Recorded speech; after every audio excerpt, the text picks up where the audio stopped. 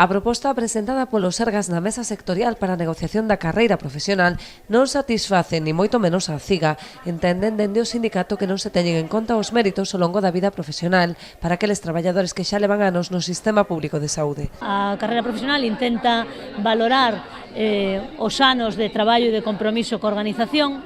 Como estuvo paralizada todos estes anos, o que pretenden é que empecemos casi prácticamente de cero. Me gusta poñer exemplos e vou a poñer un exemplo conmigo, que non teño problema en decir cantos anos teño. Teño 51 anos, levo 24 anos traballando para os Sergas. En este momento teño un grado de carreira profesional, porque no seu momento non entrei no segundo grado por uns meses e de repente chegaron os recortes e se paralizou.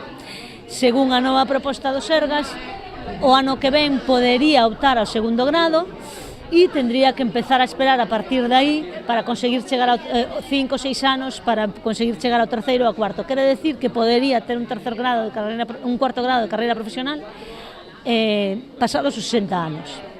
Consideran ademais que a proposta é discriminatoria porque só atinxe o persoal fixo, sen ter en conta os empregados con carácter temporal. Non queren que entre o personal que non é fixo. Temos que ter en conta que levamos un montón de anos onde prácticamente non hai OPEs, entonces hai xente de unha edad, desde a última OPE do partido 2009-2010, onde hubo xente que, se fixo un bo examen, pudo aprobar con 3 anos traballados. Hoxe en día iso é imposible, porque saben, tan poucas plazas, levamos, tamén hai moita xente con certa edad que non ten plaza fixa, pero non porque non saca un bo examen, é que en estes momentos tens que ter un bo examen e moito tempo traballado para poder optar ás poucas plazas que hai. A CIGA manterá estas convocatorias de movilización todos os xoves deste mes nas distintas áreas sanitarias da comunidade, como paso previo á manifestación prevista en Santiago para o vindeiro 8 de maio.